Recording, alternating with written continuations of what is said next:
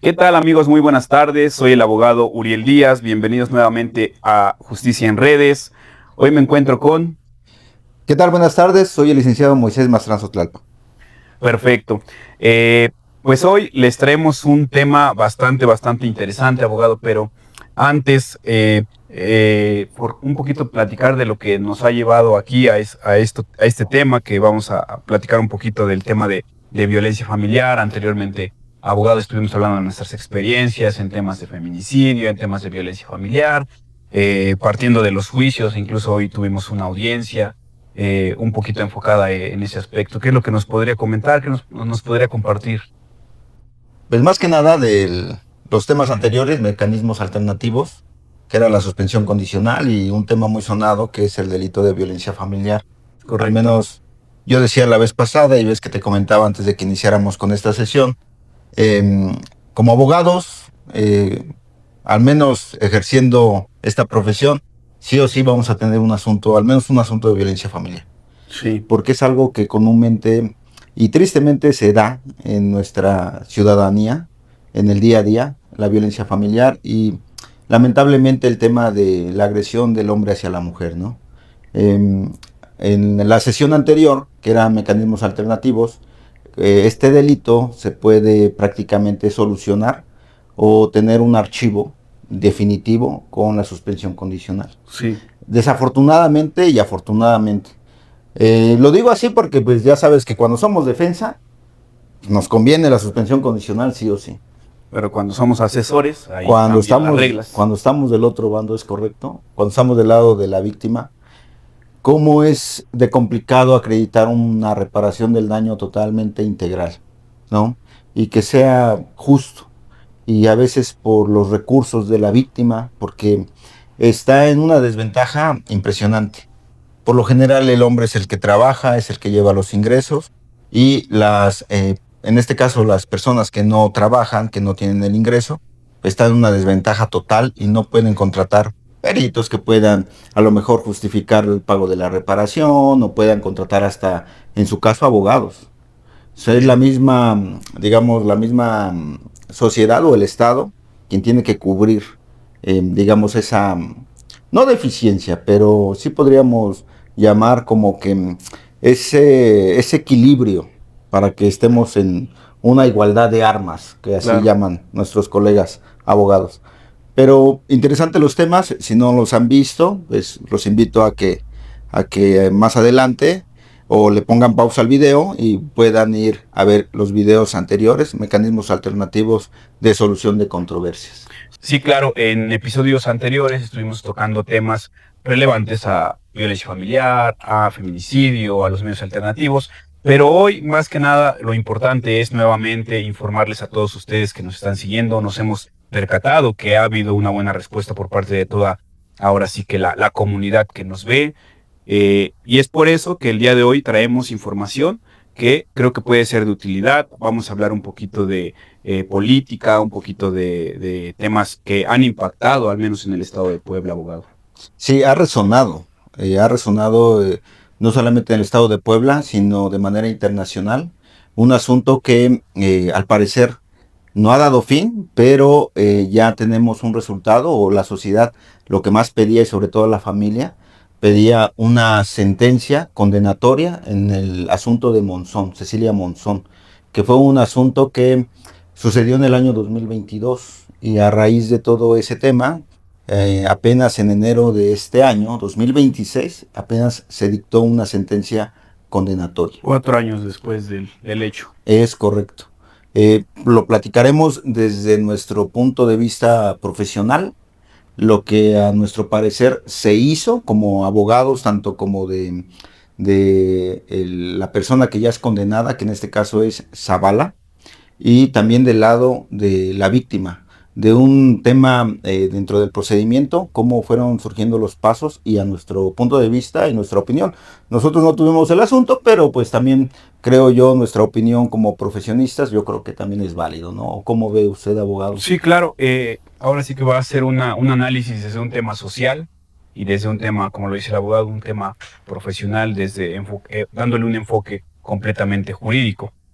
Aquí es un contexto de quién fue Cecilia Monzón, quién es Javier López Zavala, un exgobernador de aquí del estado de Puebla, una activista que en su momento, pues justamente ese era el nombre, al menos en la profesión también se le conocía porque era una persona que se distinguía justamente por eso, ¿no? Porque andaba de aquí para allá defendiendo los derechos de las mujeres, pero yéndonos a un origen, y esto es bien importante porque también lo hemos tocado en temas o en episodios anteriores también, si ustedes recordarán, los primeros episodios fueron enfocados en materia familiar. ¿Y por qué lo comento? Porque pues obviamente también tiene un origen todo este asunto.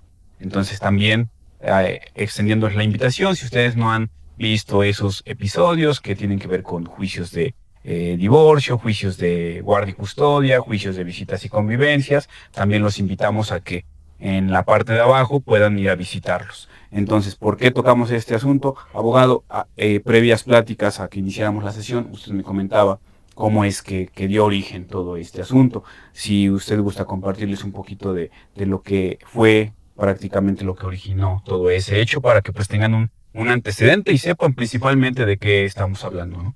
Sí, en resumen, prácticamente esta persona, Cecilia Monzón, que pues en paz descanse, esta persona tenía un hijo que en el momento del asesinato, que fue en el año 2022, su hijo tenía 4 años.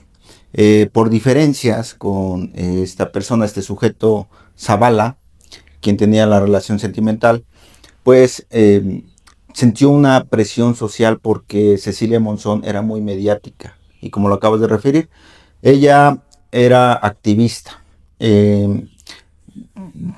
Creo que no era gobernador, creo que era ex candidato para la gobernatura. Creo que no llegó a ser gobernador, me parece. No tengo bien ese dato, pero sí llegó a ser secretario de gobernación y también llegó a ser diputado federal, Sí, este sí, personaje. bueno, un paréntesis, yo referí que había sido gobernador, pero no es correcto. Fue Fue candidato y al parecer es no quedó como... del PRI, Ujú. me parece que era de ese partido. Bueno, em, a raíz de esta presión que él tiene por una cuestión mediática, Cecilia Monzón, ella se queja y dice, ¿cómo me puede dar a mí el 10% de pensión alimenticia? Cuando pues él tiene varios negocios, él prácticamente tiene cargos políticos digamos, de alto régimen, por así llamarlo, y a mí nada más me está dando pues migajas. A ella le parecía que no era justo Sí, y claro, había un descontento ahí de la proporcionalidad que podía recibir y más si ella pues también era quien además de cuidar al niño, niños desconozco cuántos tenía o si era niño o niña, pero pues evidentemente existía ese descontento, ¿no? es correcto. Es lo que se dice en redes sociales y es lo que hemos nosotros escuchado. Sí, claro. Supongamos que todo esto sea cierto, yo me pongo en los zapatos de tanto de este sujeto en la cuestión de alimentos. Me pongo en los zapatos de esta persona y no sé si él no conocía del tema familiar o de las leyes familiares, pero me imagino que pues él va, se asesora y le dicen, ¿sabes qué? Pues pon todo lo que tengas a tu nombre, vámonos. Desafortunadamente esto, pues en la práctica ya sabemos abogados, que pues Sí, hay abogados muy buenos y hay otros abogados pues mañosos, ¿no? claro. Me imagino que fue un tipo de asesoría así, porque dentro de uno de los videos que hace Cecilia Monzón es que ella señala que pues todos los bienes que tenía su nombre ya no están y los pone a nombre de sus papás. Me parece que hay un video que ella realiza y lo sube a redes sociales. O sea, estaba evadiendo su responsabilidad como deudor alimentario. Es correcto. Entonces, a raíz de esta situación, ella manda el video, se hace muy mediático, genera polémica y este video sucedió en el mes de abril, un mes antes de que sucedieran los hechos del asesinato. Uf. Me imagino, digo, todo es aquí a raíz de una imaginación mía propia, que pues Zavala siente toda la presión social. Sí. Aparte de que él es una figura pública, o era una, bueno, sigue siendo una figura pública y política. Dentro de un cargo, dentro de su partido, pues me imagino que él sintió una presión muy, muy grande, y por lo que se cuenta y lo que salió en la sentencia es que él decide mandar a matar a su expareja, sí, a raíz de toda esta situación. Yo ahí digo, pregunto, abogado, creo que es uno de los asuntos que más se ha sonado, pero quiero pensar que también te ha tocado ver alguno de estos asuntos por ahí o algo similar, ¿no? Sí, claro, digo, aunque no han sido, ahora sí que un tema mediático, pero desde luego nos han tocado asuntos de feminicidio en el que tuvimos uno en lo personal, obviamente sin revelar identidades, en donde pues la señora estaba embarazada, este sujeto se entera, anda en malos pasos y pues qué es lo que hace. Ahí ya no existió como tal una presión de los alimentos, ahí simplemente fue porque digo, ¿sabes qué? Yo quizá a la persona, digo, obviamente lo cobraba en la carpeta de investigación bajo la experiencia, se sabía que pues la persona estaba embarazada, la mujer estaba embarazada y pues él no quería hacerse responsable, no quería tener al niño, ella se aferra a que sí lo quiere tener y pues las mismas consecuencias, ¿no? Dice, pues prácticamente voy a quitar ahora sí que esa piedrita del zapato y se le hace fácil, 2 en 1. Digo, se escucha feo, pero sí, en esa ocasión nos tocó con el abogado Marco, que también ya ha estado con nosotros en los episodios. Desahogar ese juicio fue bastante interesante y digo, afortunadamente nos costó bastante, obviamente con el apoyo de Ministerio Público en su momento, porque también fuimos como asesores jurídicos en ese momento, pero se logró lo que fue una sentencia condenatoria. Entonces digo, a nosotros, ¿por qué les compartimos este tipo de información? ¿No? Porque viene un antecedente de violencia en el que a veces uno como sociedad, uno como mujer principalmente lo normalizamos, ¿no? Lo que les comentaba la vez pasada, en el episodio pasado. Fomentamos mucho lo que es la impunidad nosotros mismos al no querer denunciar, al sentir violencia. Digo, la mayoría de veces desgraciadamente va provocada o más enfocada a las mujeres, ¿no es así? Entonces, por ese lado, pues sí, también hemos tenido bastantes asuntos en donde sí, desgraciadamente se empieza con la violencia y se termina ahora sí que en tragedias, vamos a decir, con más violencia. Que fue este tema, ¿no? El mediático que estamos comentando, y aclarar a todas las personas que nos están viendo que, como bien lo refirió el abogado, nosotros lo que estamos comentando es desde nuestra opinión, desde nuestra experiencia, y pues obviamente si llegaron a escuchar de este tema, pues yo creo que este video les va a agradar porque tenemos un contexto y le vamos a dar ese enfoque jurídico para que ustedes puedan entender un poquito más de la realidad, ¿no es así, abogado? Es correcto. De lo que se ha visto en redes sociales y de lo que se ha escuchado que fue el dictado de la sentencia es que el 21 de mayo del año 2022, Cecilia Monzón sale de su domicilio y se desconoce realmente a dónde se dirigía, pero estaba en San Pedro Cholula. Desafortunadamente pues, lo alcanzó una motocicleta, que iban 2 personas ahí, quien se dice dentro del procedimiento, dentro de la sentencia, que estaba involucrado Yair, quien era sobrino de Zavala, y si no mal recuerdo, Silvestre, que fue la persona que se dice o se presume que contrataron, que era el sicario. Que al parecer, perdón, creo que era de Veracruz bueno, el chiste es que no era de Puebla, ¿verdad? Es correcto. Ese es un tema muy importante que ahorita quiero yo mencionar, que en el momento que ocurre el asesinato, se dividen. Va la motocicleta, se va a un domicilio, no recuerdo el lugar, y se suben a una camioneta.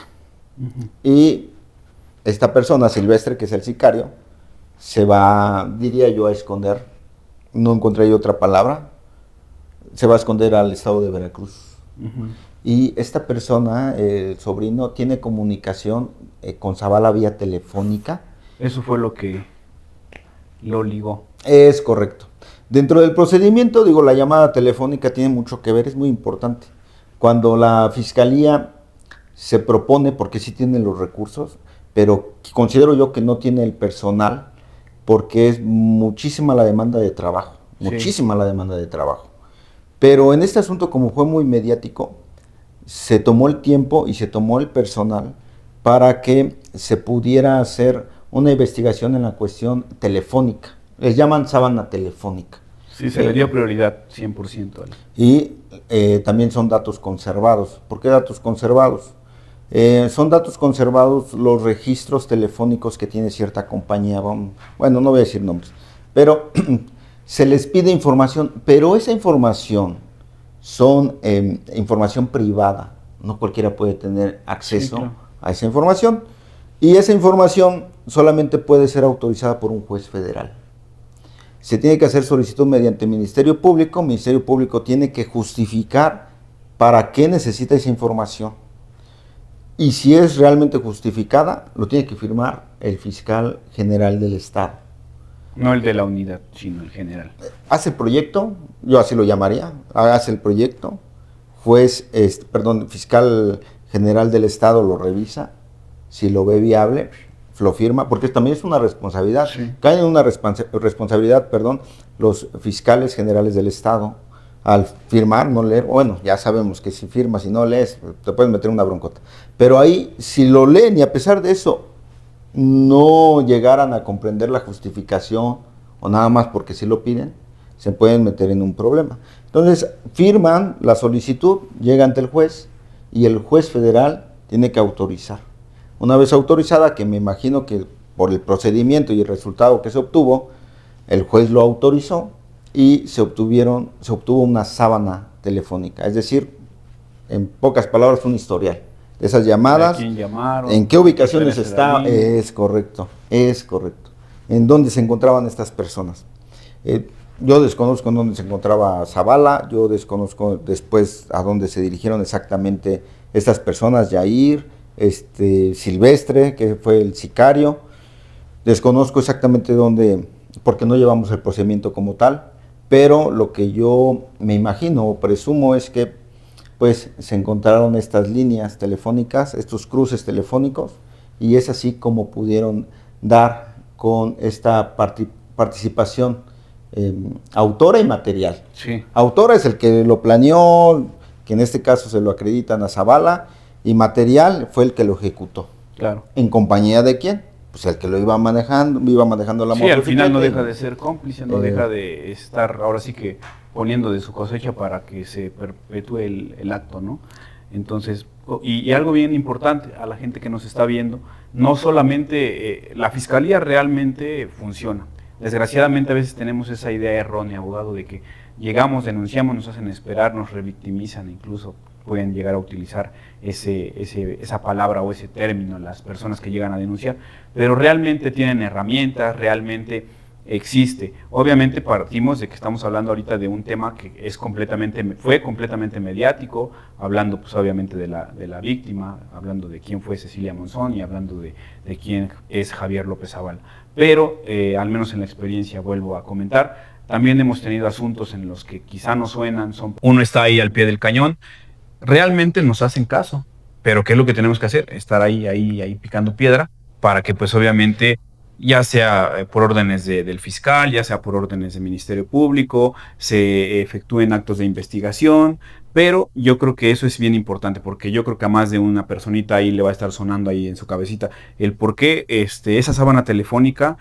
En ese asunto sí se pudo realizar, sí se pudo ordenar por parte del juez, pero también ahora sí que informarles que no necesariamente por un tema mediático, también en otros casos en particular se puede llegar a dar, ¿no es así?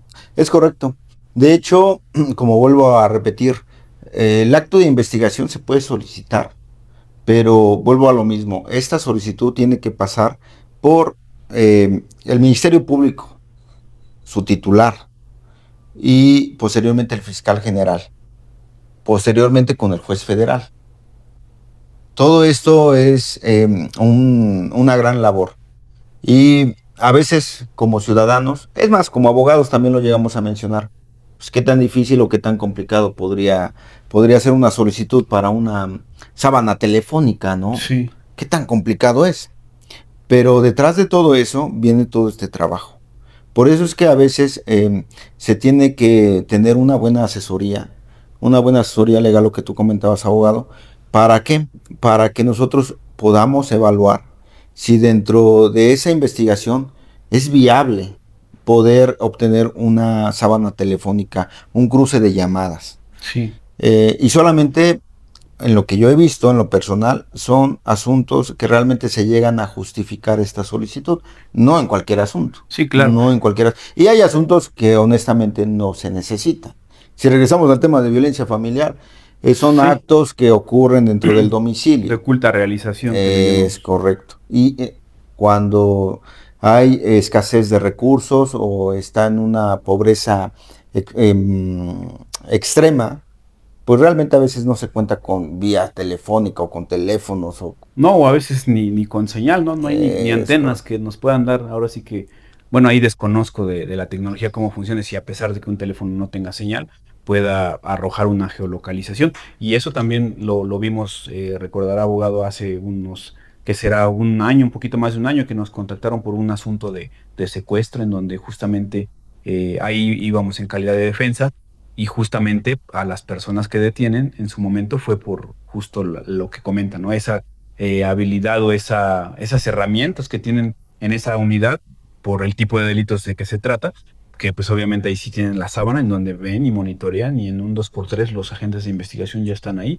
Y ahí sí lo vimos, ¿no? Como usted lo comenta, en el tipo de delito es donde sí efectivamente se requieren estas sábanas telefónicas. Es correcto. Digo, para abundar con el tema de violencia familiar, considero yo que no es necesario em, en cuestiones de que hay criterios por parte de magistrados, no recuerdo si por la Suprema Corte, donde señala que prácticamente la declaración de la víctima, que sea coherente, por supuesto, y con una valoración psicológica que coincida, puede ser suficiente para ese tipo de delito. Aquí estamos hablando de un delito complejo, de un delito donde fueron a asesinar a una persona, se dieron a la fuga y se inició una carpeta de investigación. Y en esa carpeta de investigación, si somos inexpertos dentro de la materia, podrían ocasionarse muchos problemas. Porque decir, bueno, ¿quién lo mató? ¿Quién sabe? Nada más iba en una moto sin placas, que la marca era Vento, pero eso surgió después de la investigación. Una moto sin placas, se fueron. ¿A dónde? ¿Quién sabe? Ajá, pero tú como asesor, ¿qué haces? ¿Qué ¿Qué actos de actos de investigación investigación solicitamos, no? o propones, no? Ujú.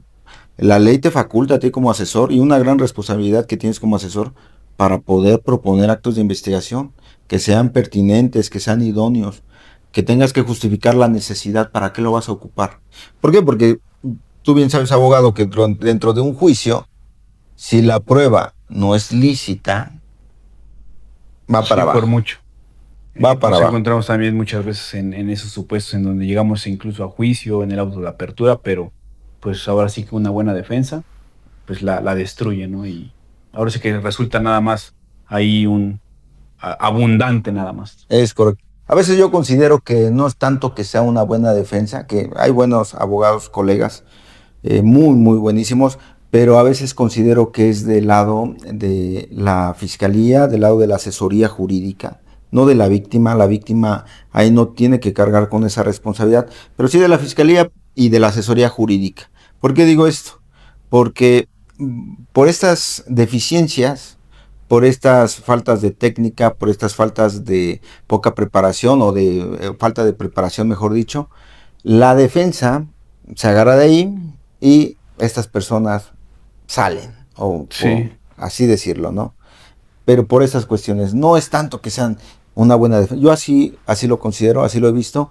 Hay ciertas fallas en el sistema, hay ciertas fallas en el sistema de la fiscalía y hay, yo diría, como que falta de empatía por parte del asesor jurídico. Un aprovechamiento de oportunidad por parte del asesor jurídico con tal de tener un trabajo, con tal de obtener un recurso, un ingreso, toma el asunto sin preparación y es lo que pasa. Yo creo que es una falta de responsabilidad del asesor jurídico.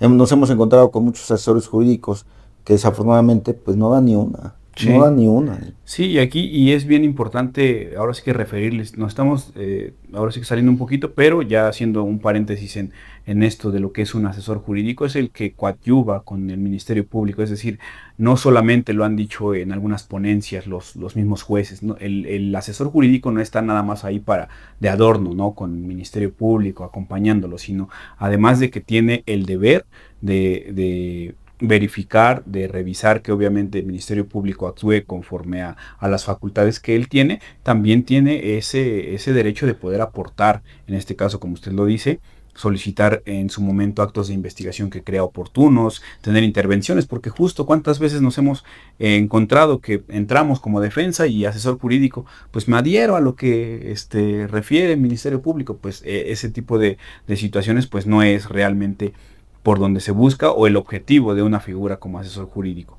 Es el que debe tener el acercamiento con la víctima, pero también al mismo tiempo exigir al Ministerio Público que haga su trabajo, porque no está haciendo algo diferente, ¿no? Entonces un buen asesor jurídico es el que propone y el que pues obviamente le da la atención. Entonces, abogado, yéndonos al tema de Cecilia Monzón, de cómo se perpetuó el acto, más o menos un contexto, bueno, ya lo estuvo tocando un poquito, cómo se originó, por qué se originó, cómo fue un poquito el procedimiento después de 4 años. Por ahí escuchaba un audio en donde más de 80 audiencias, digo, tuvo que haber sido muy complejo el juicio. También escuché que al parecer no fue un solo juez el que resolvió, sino tuvo que ser un colegiado, es decir, fueron 2, 3 jueces los que estuvieron ahí, pues ahora sí que tomando la dirección de esas audiencias por el grado de complejidad, ¿no es así? Es correcto. Posterior, regresando al tema, posterior de este hecho, que sucedió un sábado, un 21 de mayo del 2022, en San Pedro Cholula, bueno, pues estas personas se separan y logran dar con el vehículo con el que se transportó el sobrino. Es decir, una vez que sucede el hecho, llega Yair, que es el sobrino, se van a un inmueble, a un lugar, y dejan la motocicleta y él se va en una camioneta. Y me parece que de Silvestre, que es el sicario, pues él toma rumbo para Veracruz. Y por lo que se cuenta, por lo que se dice, es que de Yair llega a encontrarse con Zavala. El lugar yo lo desconozco, pero se llegan a ver ahí. Todo esto se sabe por la investigación que hizo la fiscalía. Y posteriormente, en el mes de junio, si no mal recuerdo, mes de junio o de mes de julio del año 2022, es cuando detienen a Zavala por la probable participación que él tuvo. Se inició una audiencia inicial, que la audiencia inicial ya lo hemos platicado en las sesiones anteriores, es cuando se tiene que acreditar en esa audiencia una mínima probabilidad de que sucedió un hecho que estaba pues, más que, yo diría, más que evidente, que había un asesinato, un Sí, delito claro. de Sí, fe. pues estaba el cuerpo, ¿no? Es correcto, el cadáver, ¿no? Lo decimos con todo respeto, pero para términos en cuestión de este tema, pues estaba la persona ya fallecida, estaba el cadáver y también se tenía que acreditar la probable participación de la persona.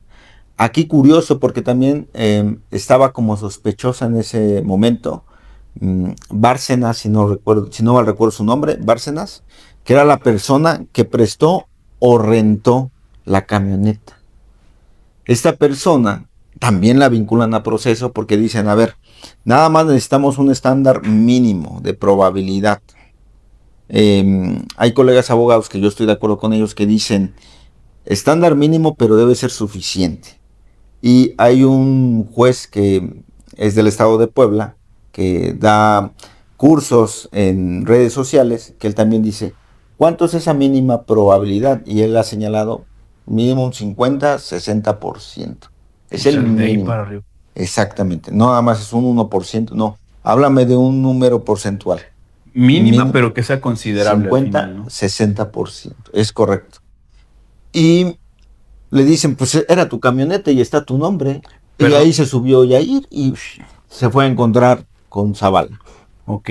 Para entender, es esta persona que rentó la camioneta, es decir, él era propietario de la camioneta, la renta a estos posibles, bueno, a estos sicarios, a los que perpetúan el hecho, y también se le atribuye una responsabilidad en su momento, es lo que estoy entendiendo. Es correcto. O sea, ya había 4 personas ahí, prácticamente como sospechosas, que en este caso, digo, a la luz del día, al tener una relación sentimental y cuando fallece una persona, yo lo diría yo así, de esta forma, de manera inmediata, automática vas a sospechar en su pareja.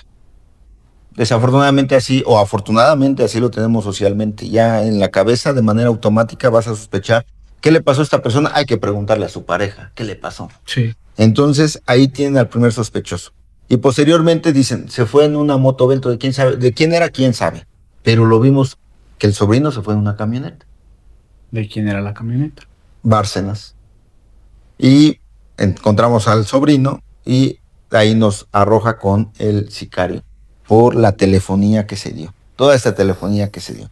Ahora, Interesante. posteriormente a esto, curioso, y lo digo como abogados, porque realmente voy a decir, desconozco si realmente tenía un vínculo, una relación en cuestión a la planeación del asesinato, en cuestión a Bárcenas, respecto de Bárcenas. ¿Por qué? Porque esta persona tuvo una buena defensa, tuvo una buena estrategia y promovieron un amparo indirecto en contra de la vinculación a proceso. Muy interesante. Como abogado lo puedo O sea, decir. ya una vez vinculado, promueven su amparo y va para atrás. Es correcto. El juez de distrito, me imagino, digo me imagino porque pues, yo no he visto como tal la sentencia del juez de distrito, pero lo que sí se sabe es que prácticamente no se llega a tener elementos suficientes que puedan acreditar que él tuvo que ver Con el algo hecho. con el asesinato de Cecilia Monzón. Lo que se dice es, pues, yo solamente se lo presté o yo solamente se lo renté, pero de ahí en fuera yo no sé nada más. Y yo no tengo que comprobar lo que yo no hice. Sí, Ustedes como parte acusadora me tienen que comprobar lo que dicen que sí hice. claro. Y bajo esta situación y bajo el principio de presunción de inocencia, él Va se para afuera. deslinda. Es correcto, se deslinda de toda responsabilidad. Para fortuna o desfortuna de muchos, la situación como tal va a prevalecer la presunción de inocencia.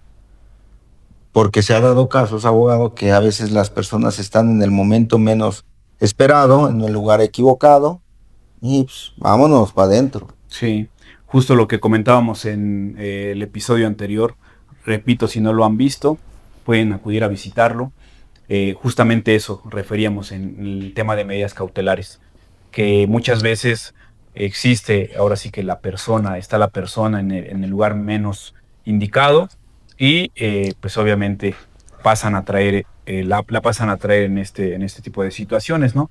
Hemos encontrado, o al menos en la experiencia también hemos tenido muchos asuntos en los que realmente la gente no está involucrada, realmente no tuvo nada que ver con el asunto, con el hecho delictivo, pero como pues lo referimos, el juez en una vinculación encuentra un estándar de mínima probabilidad y basta con que en ese momento pues quede detenida, quede bajo una medida cautelar de prisión preventiva, si no tiene los recursos necesarios, no puede pagar un buen abogado, una buena orientación.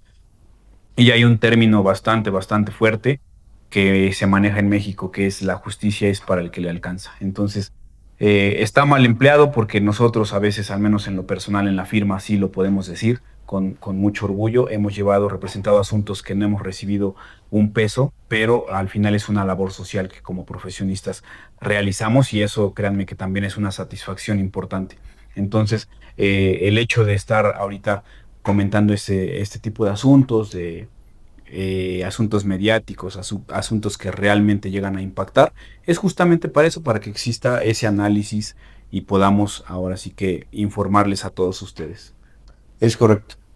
Digo, regresando al tema, posteriormente de esta situación de la vinculación al proceso, deslindan al que era dueño de la camioneta, lo deslindan totalmente, se quedan tres sujetos, que es el sobrino de Zavala, que es Jair, el sicario y Zavala.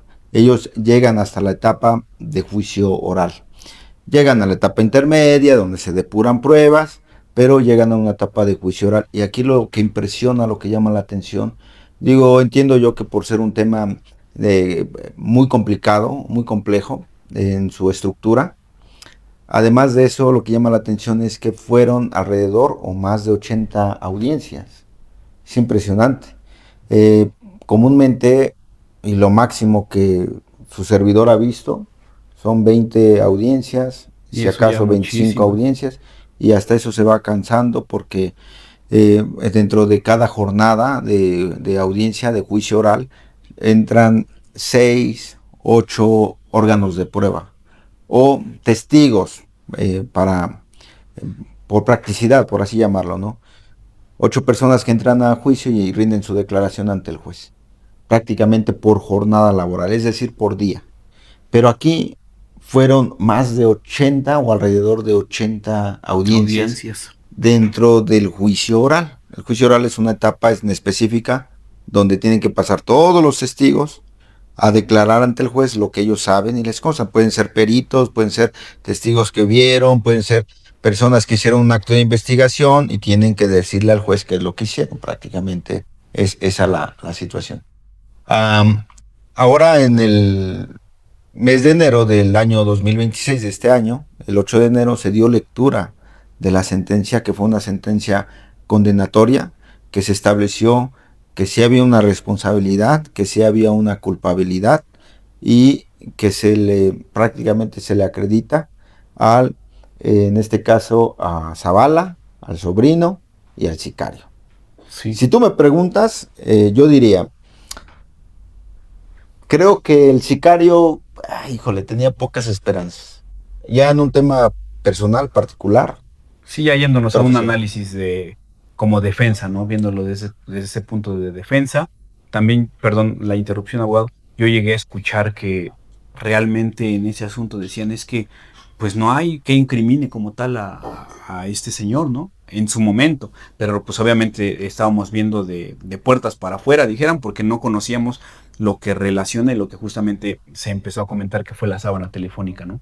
En su momento decía, no es que no hay algo que realmente vincule a este señor, a Zavala, con los sicarios, ¿no? Porque pues al final, si no existían, quiero pensar yo que si no hubiesen existido ese tipo de llamadas, o al menos desde su experiencia abogado, ¿cómo podrían haberlo ligado si realmente ellos no hubieran tenido comunicación con él, no hubiese habido otra forma de vincularlos, ¿no? Porque evidentemente, pues ahí nos vamos a un tema de probabilidad de quién pudo haber perpetuado sabíamos el antecedente, que pues no quería, se sentía con la presión social, con la presión de que le estaban cobrando alimentos, de que pues obviamente figuraba como un probable responsable y más por su círculo social. También tengo entendido, su hermana fue una de las personas que también estuvo ahí todos los días en las audiencias, impulsando y motivando para que este tipo de jornadas se llevaran una de manera pues rápida y que existiera esa justicia, ¿no? Entonces, digo, también aquí es bien importante conocer eso, porque, bueno, al menos yo lo cuento desde las vivencias, eso fue lo que yo llegué a escuchar, que no había algo que como tal en su momento lo pudiera relacionar, por eso ahorita me surgió esa como interrogante, dije, ¿qué hubiese sucedido si no existiera este vínculo con las llamadas telefónicas? ¿Cómo hubiese sido complicado, ¿no? Claro, de hecho, mira, te voy a decir algo que yo también lo llego a pensar.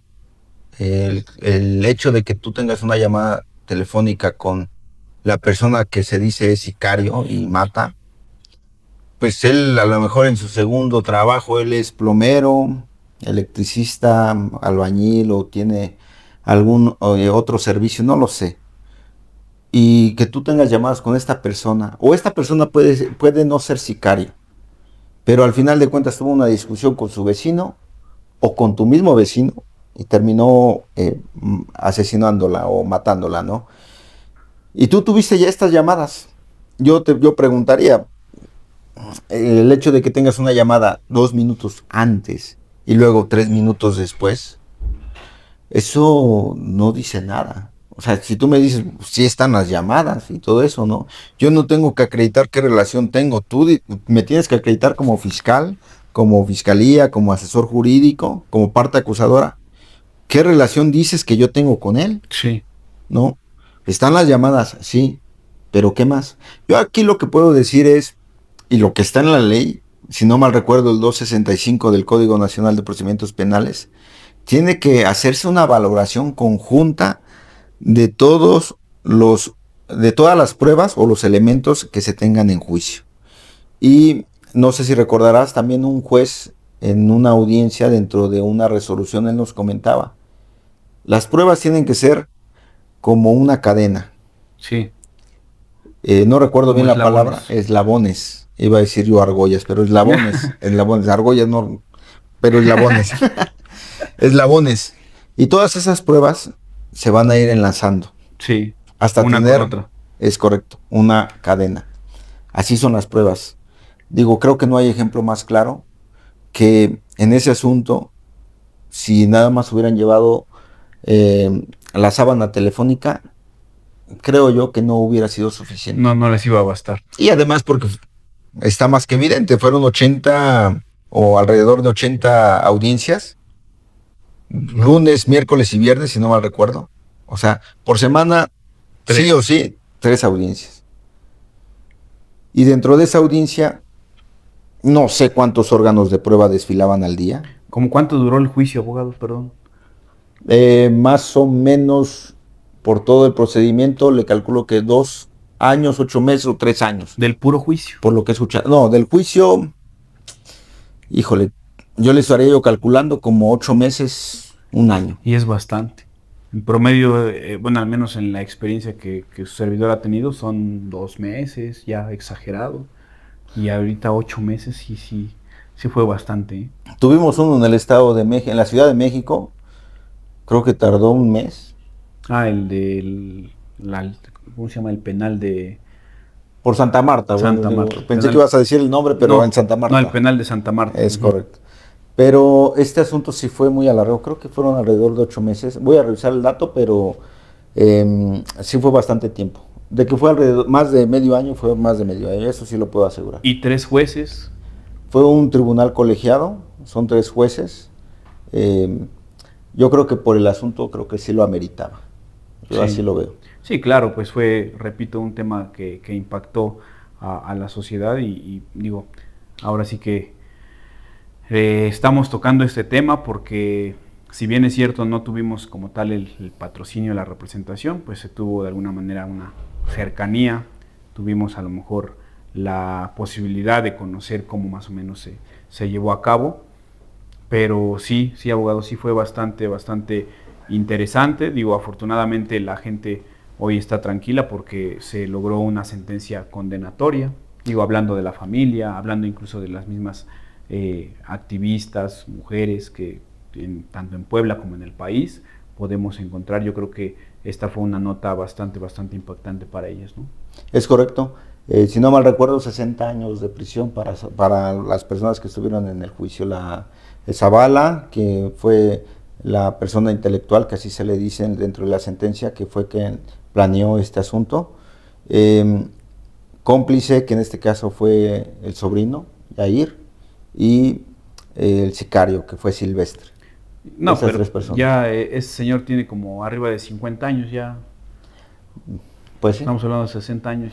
Digo, aquí en México no hay cadena perpetua, pero a veces los jueces o la misma práctica lo vemos, tienen 60, 50 años, les dan 60 años de prisión, pues ¿quién a esas alturas va a vivir 110 años, 120 años? ¿No? Es correcto. Y aparte un pago de reparación del daño que son 33,000 pesos, 133,000 pesos me parece. Esa cantidad se le tiene que pagar a los familiares de la víctima, que en este caso Cecilia Monzón. Y además, a raíz de todo este asunto surgió una ley Monzón, que le llaman ley Monzón, porque tenían un hijo, pero esta ley que dice, si está siendo investigado por un delito de feminicidio, si está siendo investigado por este delito, tú en automático pierdes la patria potestad. Ahí es un dilema, pero aplicando a este asunto, creo que estoy de acuerdo. Sí. De manera particular creo que estoy de acuerdo, porque tenían un hijo que en el momento de los hechos tenía 4 años, los familiares eran de España. Lo que más se podía alegar de este lado, del lado de Zavala, es que pues toda la vida del niño, creo yo lo diría, pues está aquí, ¿por qué se lo tienen que llevar? Sí. Pero surge esta ley y dicen, está siendo investigado. Sí, claro. No puede estar en tu núcleo. Sí. Y en automático pierde la patria potestad. O no sé, quisiera a lo mejor también escuchar tu opinión, o esa es mi postura. Creo que a raíz de esto, y para la situación en particular a este asunto, creo que es lo correcto. Sí, claro, existen antecedentes en donde si bien es cierto, a veces se tiene que investigar el actuar de, pues obviamente de los progenitores, ¿no? Porque como todo hay las dos caras de la moneda, hay progenitores que pues evidentemente son, valga la redundancia, buenos progenitores y se les está demandando la pérdida, pero por el otro lado hay gente que pues realmente, digo, es un tema ya de moral, ¿no? Si no quieren a los niños, no tienen por qué hacer ese tipo de situaciones. Entonces, digo, desde mi punto de vista yo comparto el tuyo y pues obviamente aquí reiterar, estamos aquí para informarles, para tocar un poquito de esos puntos. Esperemos que les haya ahora sí que sido de utilidad todo este tipo de comentarios. Abogados, si gusta usted agregar algo más, ponerle ahora sí que una cerecita al pastel de este asunto. Fue una charla bastante agradable de un tema que, digo, si bien es cierto, no es fácil, pero sí resultó bastante interesante.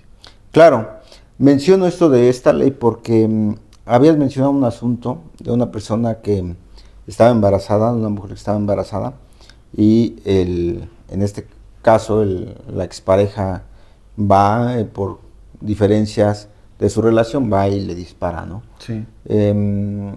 Pero tenían otro hijo, y este otro hijo, dentro de ese asunto, que sí lo tuvimos y que si ustedes están de acuerdo y nos ponen en los comentarios que lo platiquemos, lo abordemos, es un tema muy interesante que sí lo pudimos palpar dentro del procedimiento, que estuvimos ahí como asesoría jurídica, que se obtuvo una sentencia condenatoria.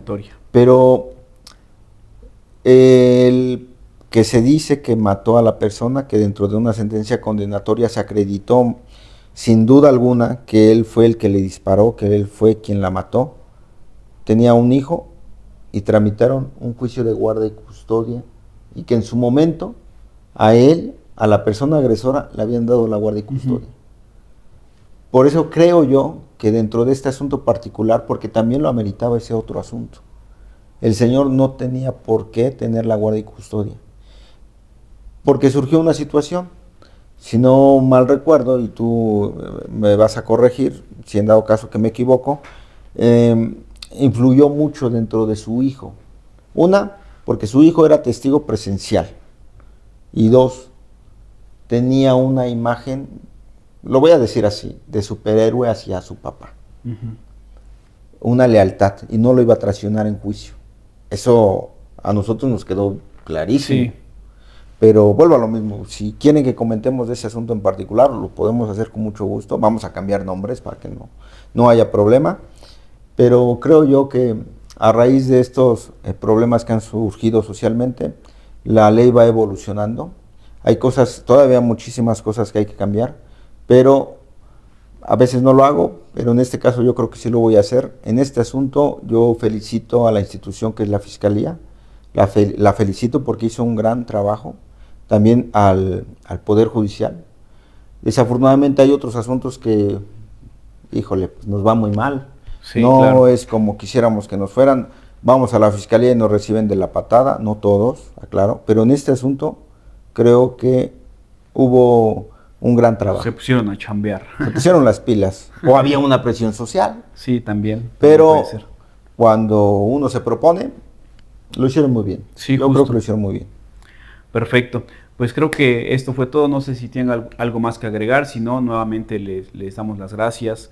Esperemos que esta información haya sido de su agrado. Si tienen algún comentario, con mucho gusto déjenlo en la cajita. Si gustan que hablemos de algún tema también en particular, algún otro tema social, algún tema político, mediático, con mucho gusto podemos entrar a analizarlo. Y, abogado. Pues me despido de ustedes, gracias por este espacio que nos dan. Si quieren ustedes una asesoría legal, podrían contactarnos. Creo que en redes sociales estamos como en la página web como Abogados Puebla. Página web abogadospueblamcd.com. Okay. Con mucho gusto pueden entrar, visitarnos, ahí los liga a nuestras redes sociales, a nuestro número de WhatsApp. Con mucho gusto podemos atenderles. Esto fue Justicia en Redes. Muchas gracias, buenas tardes. Gracias.